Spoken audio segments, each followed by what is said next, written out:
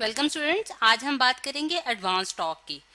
Torque जैसा कि आपने पिछले क्लासेस में भी पढ़ा होगा कि हमारे पास टॉर्क जो है वो टर्निंग इफेक्ट ऑफ फोर्स को हम कहते हैं, यानी कि इसको डिफाइन अगर हम करें तो हमारे पास जो टर्निंग इफेक्ट फोर्स का आता है स्टूडेंट्स, उसको हम क्या कहते हैं, टॉर्क कहते हैं। ठीक है, अब अगर हम देखें कि हमारे पास टॉर्क को अगर हम मैथमेटिकल एक्सप्रेशन में डिफाइन करें तो हम किस तरह से लिख सकते हैं उसको, यानी कि अगर टॉर्क को मैं इस सिंबल से डिनोट कर दूं तो जो टॉ हमारे पास है स्टूडेंट्स, यानी कि टॉ जो है वो हमारे पास किसके बराबर होता है, हमारे पास एफ क्रॉस आर के बराबर होता है। अब फोर्स और इनटू मतलब कि ये डिस्टेंस हमारे पास जो कि परपेंडिकुलर डिस्टेंस कहलाता है। अब ये चीज हम जो है ये किस तरह से समझ सकते हैं, उसके लिए मैं आपको एक डायग्राम दिखाती हूँ स्टूडेंट्स की। ये हमारे पास एक डायग्राम है जिसमें हमें टर्निंग इफेक्ट ऑफ फोर्स को जो है वो डिस्प्ले किया गया है। अगर आप देखें कि हमारे पास एक स्पैनर है, यानी कि नट जो हम जिससे टाइट कर सकते हैं उसको हम क्या कहते हैं, स्पैनर कहते हैं। और स्पैनर के जरिए अगर हम नट टाइट कर रहे हैं तो उसमें भी एक टर्निंग इफेक्ट प्रोड्यूस हो रहा है, जिसे इस एरो हेड से जो है वो दिखाया गया है। अगर आप देखें कि हमने जो फोर्स अप्लाई की है वो इस पॉइंट पे अप्लाई की है, जो कि हमारे पास मतलब कि उसकी जो डायरेक्शन है वो हमारे पास ये है। ये उसकी जो डायरेक्शन है, फोर्स की डायरेक्शन है, जिसे एफ से डिनोट किया है, कैपिटल एफ से। और ये हमारे पास जैसा कि हम जानते हैं कि हमारे पास एक वेक्टर क्वांटिटी है और वेक्टर क्वांटिटी के लिए हमें डायरेक्शन जो है वो रिक्वायर्ड होती है। ठीक, और ये जो एक परपेंडिकुलर डिस्टेंस जो कि रेड लाइन से शो किया गया स्टूडेंट्स, को आर से डिफाइन किया गया है। ये बेसिकली क्या है, परपेंडिकुलर डिस्टेंस और फोर्स के दरमियान और आर के दरमियान जो एंगल बन रहा है स्टूडेंट्स, वो हमारे पास क्या है, हमारे पास एंगल फाई है। ठीक है, ये एंगल जो है जिस तरह से इसको यहाँ भी आप लिख सकते थे, यानी कि ये एंगल हमारे पास क्या है, फाई है। और ये line of action of force जो है इसको दूसरी तरफ भी बना के दिखाया गया है ताकि मतलब कि आपको इसकी क्लैरिटी हो सके। ठीक, अगर हम देखें कि टॉर्क हमारे पास फिर हमने किस तरह से डिफाइन किया, फोर्स इनटू परपेंडिकुलर डिस्टेंस। अब ये जो परपेंडिकुलर डिस्टेंस है स्टूडेंट्स को फिजिक्स में एक नाम दिया गया है, जिसे हम क्या कहते हैं कि हमारे पास ये है मोमेंट आर्म। ठीक है, इधर मतलब कि इसको जो है इसके ये स्पेसिफिक नाम है स्टूडेंट्स, यहाँ मैं लिख भी देती हूँ कि इसको हम क्या कहते हैं कि ये हमारे पास क्या कहलाता है, मोमेंट आर्म। ठीक है, और ये हमेशा जो है एक परपेंडिकुलर डिस्टेंस होता है फोर्स के दरमियान। ठीक है, और इसमें जो अगर मैं इसको एक्सपैंड करूँ, क्योंकि ये जिस तरह से आपको हमने पिछले लेक्चर्स में देखा था कि वेक्टर प्रोडक्ट हमने पढ़ा है स्टूडेंट्स, और टॉर्क जो है वो एग्जाम्पल आ जाती है हमारे पास वेक्टर प्रोडक्ट की। तो टॉर्क जो अगर मैं इसको एक्सपैंड करूँ स्टूडेंट्स, तो ये मेरे पास F R into sine of theta बन जाएगा। F R sine of theta भी आप कह सकते हैं, लेकिन यहाँ एंगल फाई है तो मैं स्टूडेंट्स फाई लिख देती हूँ। लेकिन ये जो एंगल होगा, ये जो मतलब कि इसको आप बेशक फाई लिख रहे हैं, थीटा लिख रहे हैं, तो आप ये कौन सा एंगल होगा, हमारे पास फोर्स और आर के दरमियान का एंगल होगा और ये फाई एंगल कहलाएगा। ठीक, अब अगर हम देखें स्टूडेंट्स कि हमारे पास ये जो मतलब कि ये फॉर्मूला जो हमने लिख दिया है ये हमारे पास आता किस तरह से, यानी कि इसके पीछे जो हमारे पास बेसिक मतलब कंपोनेंट्स जो इसके पीछे जो इसकी बैकग्राउंड में आ जाते हैं वो किस तरह से आते हैं। अब अगर हम देखें कि यहाँ से दोबारा से मैं वही केस ले रही हूँ कि हमारे पास एक स्पैनर है और उसको हम जो है नट टाइटिंग के लिए यूज कर रहे हैं, और ये फोर्स का कंपोनेंट है, यानी कि फोर्स है हमारे पास और ये हमारे पास आर है। अगर मैं फोर्स को जो है रिजोल्व करूँ उसके कंपोनेंट्स में, जो कि हम क्या कहलाते हैं, रेजोल्यूशन ऑफ अ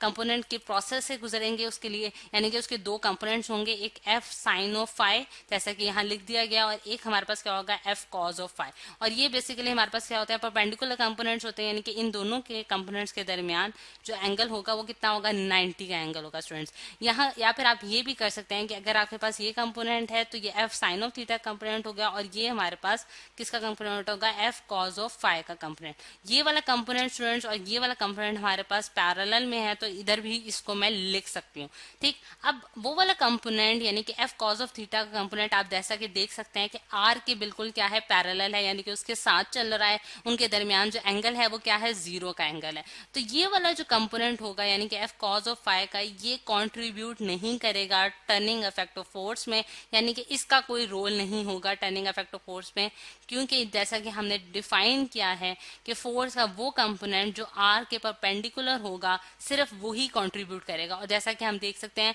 कि वो कौन सा कंपोनेंट बन रहा है students, F sine of phi, यानी कि आप देख सकते हैं कि यहाँ जो हमारे पास एंगल है वो कितना है, 90 का, यानी कि आर और यानी कि यहाँ अगर आप देखें कि आर और फोर्स के दरमियान एंगल फाई बन रहा है, लेकिन आर और इसको अगर मैं डिफरेंट कलर से शो कर देती हूँ ताकि इसकी बहुत अच्छी तरह क्लैरिटी हो जाए स्टूडेंट्स, यानी कि आर और एफ के दरमियान जो एंगल है, ये वाला एंगल जो है स्टूडेंट्स, ये हमारे पास क्या है, ये हमारे पास 90 का एंगल है। ठीक है, 90 का एंगल है, जिससे हमने कहा है कि मोमेंट आर्म जो होता है वो हमेशा जो है वो 90 का एंगल बनाता है। किसके साथ, मतलब कि आर और एफ का वो कंपोनेंट जो है वो हमेशा 90 का एंगल पे होंगे। ठीक है, तो इस वजह से एफ साइन ऑफ फाई, यानी कि मैं इसको इस तरह से लिख सकती हूँ, मतलब कि मोर प्रिसाइसली हम इसको किस तरह से लिख सकते हैं कि हमारे पास F sine of phi into R जो है ये हमारे पास क्या कहलाएगा,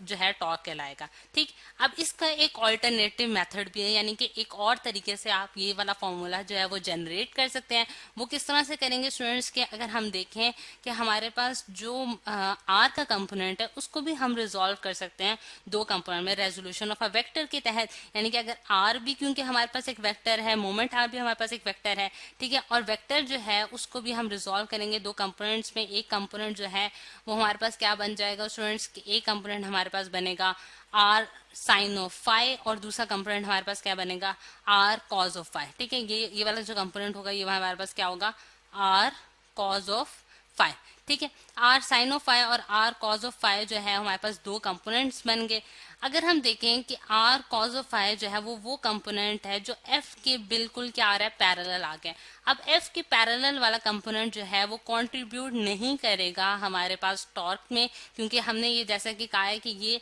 हमेशा 90 के एंगल वाला कंपोनेंट जो है वो हमारे लिए इम्पॉर्टेंट है। तो इसलिए अगर हम टॉर्क को ऑल्टरनेटिव मेथड के जरिए निकालें तो हम क्या करेंगे, एफ इंटू अब आर का वो वाला कंपोनेंट जो कि एफ के परपेंडिकुलर हो, तो एफ के परपेंडिकुलर वो कौन सा कंपोनेंट है, वो स्टूडेंट्स ये वाला कंपोनेंट जो कि आर साइन ऑफ फाई है। तो मैं यहाँ लिख सकती हूँ R into sine of phi. तो मेरे पास स्टूडेंट्स ये बिल्कुल एग्जैक्ट वही फॉर्मूला बन गया जो कि हमने पहले केस से भी निकाला था, यानी कि हम दो तरीकों से जो है टॉर्क की जो फॉर्मूला है उसको जनरेट कर सकते हैं। ये तो स्टूडेंट्स हमने मतलब कि इसके जो है मतलब कि फॉर्मूले पे बात कर ली। अगर हम देखें स्टूडेंट्स की, यानी कि जो हमारे पास टॉर्क है वो हमारे पास टर्निंग इफेक्ट है, और फिर टर्निंग इफेक्ट में जो ये एंगल पे भी अगर हम बात करें तो हमारे पास ये एंगल जो है ये आर और एफ के दरमियान का एंगल कहलाएगा। और अब इसकी अगर हम डायरेक्शन की बात कर लेते हैं, क्योंकि ये एक वेक्टर क्वांटिटी है। ठीक है, टॉर्क हमारे पास क्या है, एक वेक्टर क्वांटिटी है और ये वेक्टर प्रोडक्ट है बेसिकली मोमेंट आर्म और फोर्स का, जो कि हमने पढ़ा है। तो इसकी डायरेक्शन क्या होगी, अब डायरेक्शन जो है जैसा कि वेक्टर प्रोडक्ट वाले टॉपिक में भी आपने देखा था कि हम किस तरह से वेक्टर प्रोडक्ट के की मतलब कि डायरेक्शन किस तरह से निकालते हैं उन वेक्टर्स की। तो जैसा कि हमने ये पढ़ा है कि हमारे पास अगर मेरे पास जिस तरह से अगर मैं इधर एक रफ डायग्राम बना देती हूँ कि हमारे पास एक कंपोनेंट मेरे पास ये फोर्स का है, नहीं अगर ये मैं आर का कंपोनेंट कह देती हूँ और ये मेरे पास फोर्स का कंपोनेंट, ये मैं जस्ट एग्जांपल के तौर पे ले रही हूँ, और इन दोनों के दरमियान जो एंगल है वो थीटा का बन रहा है। तो मेरे पास जो डायरेक्शन होगी इन दोनों की वो एन हैट, यानी कि एन हैट से अगर मैं डिनोट करूँ तो वो ये होगी, यानी कि हमारे पास इसकी जो डायरेक्शन होती है स्टूडेंट्स वो परपेंडिकुलर टू द प्लेन होती है जिस प्लेन में आर और एफ जो है वो लाई कर रहे हो, यानी कि जिस प्लेन में आपने आर और एफ रखे हैं उस प्लेन की जो परपेंडिकुलर डायरेक्शन होगी वो हमारे पास क्या कहलाएगी, वो डायरेक्शन ऑफ द टॉर्क कहलाएगी। ठीक,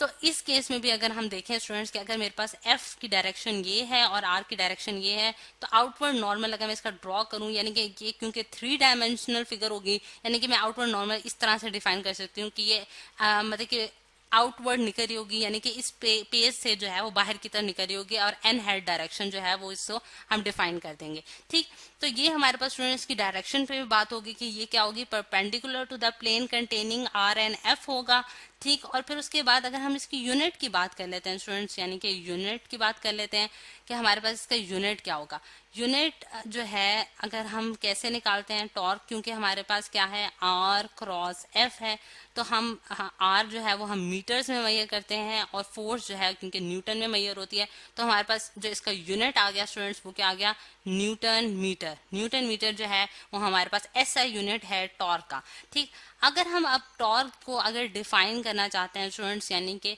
आप उसकी एक्सप्लेनेशन देना चाहते हैं, तो आप ये सारी चीजें डिफाइन करेंगे कि एक तो हमारे पास उसका फॉर्मूला क्या है, फिर डायरेक्शन और फिर यूनिट्स। और फिर अगर हम देखें स्टूडेंट्स कि हमारे पास जो फोर्स, यानी कि अगर लीनियर फोर्स की जब हम बात करते हैं स्टूडेंट्स, तो हमारे पास स्टूडेंट्स अगर हम देखें कि हमारे पास जो फोर्स है, यानी कि फोर्स जैसा कि न्यूटन सेकंड लॉ से अगर हम देखें तो फोर्स जो है वो F इंटू ए होती है, यानी कि फोर्स जो है वो हमारे पास मैस और एक्सेलरेशन का प्रोडक्ट है, ठीक। यानी कि वो डिटरमाइन करती है, ये हमारे पास लीनियर केस में जो फोर्स है वो डिटरमाइन करती है कि बॉडी के पास अगर उसका मैस m है तो उसके बाद कितनी एक्सेलरेशन वो प्रोड्यूस कर सकती है। इसी तरह जो हमारे पास स्टूडेंट्स टॉर्क है, टॉर्क जो है वो हमारे पास बताती है कि एंगुलर एक्सेलरेशन क्या होगी, यानी कि उसका टर्निंग इफेक्ट क्या होगा बॉडी का, ठीक है। और उसमें यानी कि आप यहाँ लिख भी सकते हैं कि वो हमें डिटरमाइन करेगी कि हमारे पास एंगुलर एक्सेलरेशन कितनी है बॉडी में, ठीक है। एंगुलर एक्सेलरेशन जो है उसको बताती है कि किसी बॉडी में कितनी एंगुलर एक्सेलरेशन प्रोड्यूस होती है। यहाँ मैं डायरेक्टली क्वेश्चन का साइन डाल रही हूँ क्योंकि ये directly related to angular acceleration है। और अगर कोई बॉडी रेस्ट में है, यानी कि वो रोटेट नहीं करी या मूव नहीं करी, या फिर अगर हम ये कहते हैं कि अगर वो रोटेट कर रही है लेकिन उसके पास यूनिफॉर्म एक्सेलरेशन है, यानी कि जिस तरह से मैं कहती हूँ कि एक बॉडी सर्कुलर मोशन में मूव कर रही है, क्योंकि सर्कुलर मोशन में हम ये कहते हैं कि हमारे पास एंगुलर एक्सेलरेशन यानी कि किसी एंगल के तहत वो मूव कर रही होती है, ठीक। और उसके पास अगर वो यूनिफॉर्म एक्सेलरेशन से मूव कर रही है तो फिर उसके पास क्या होगा कि उसके पास जो या फिर उसकी जो एंगुलर वेलोसिटी है वो हमारे पास यूनिफॉर्म हो, यानी कि एंगुलर वेलोसिटी, यानी कि एंगुलर हमारे पास वेलोसिटी क्या होती है, एंगुलर वेलोसिटी हमारे पास क्या होती है स्टूडेंट्स, यानी कि हमारे पास जो एंगुलर डिस्प्लेसमेंट है यानी कि थीटा, जिसे हम एंगुलर डिस्प्लेसमेंट कहते हैं, वो अगर हमारे पास टाइम के लिहाज से जो है वो चेंज हो रही हो तो वो हमारे पास क्या कहलाती है, एंगुलर वेलोसिटी। और अगर एंगुलर वेलोसिटी की वैल्यू कांस्टेंट है, ठीक है, तो हमारे पास क्या होगी, एंगुलर एक्सेलरेशन जीरो हो जाएगी, एंगुलर एक्सेलरेशन की क्या वैल्यू हो जाएगी, जीरो हो जाएगी। तो इस केस में हमारे पास टॉर्क जो है वो जीरो हो जाएगा क्योंकि इसका डायरेक्ट रिलेशन किसके साथ है, एंगुलर एक्सेलरेशन के साथ है। तो ये केस है स्टूडेंट्स की जिसके जरिए हम देख सकते हैं कि फोर्स और जो टॉर्क है वो बेसिकली क्या है, सिमिलर है, यानी कि एक दूसरे का क्या है, एनालॉज है, ठीक है। और एनालॉज यानी कि एक दूसरे के सिमिलर हैं, और एक जो है वो हमें लीनियर एक्सेलरेशन को बताने में हेल्प करता है और दूसरा जो है वो हमें एंगुलर एक्सेलरेशन बताने में हेल्प करता है। तो ये है स्टूडेंट्स इंट्रोडक्शन टू टॉर्क, जो कि हमने एडवांस में पढ़ा है कि हमारे पास जो है उसमें और क्या क्या चीजें हैं जो हमने देख सकते हैं।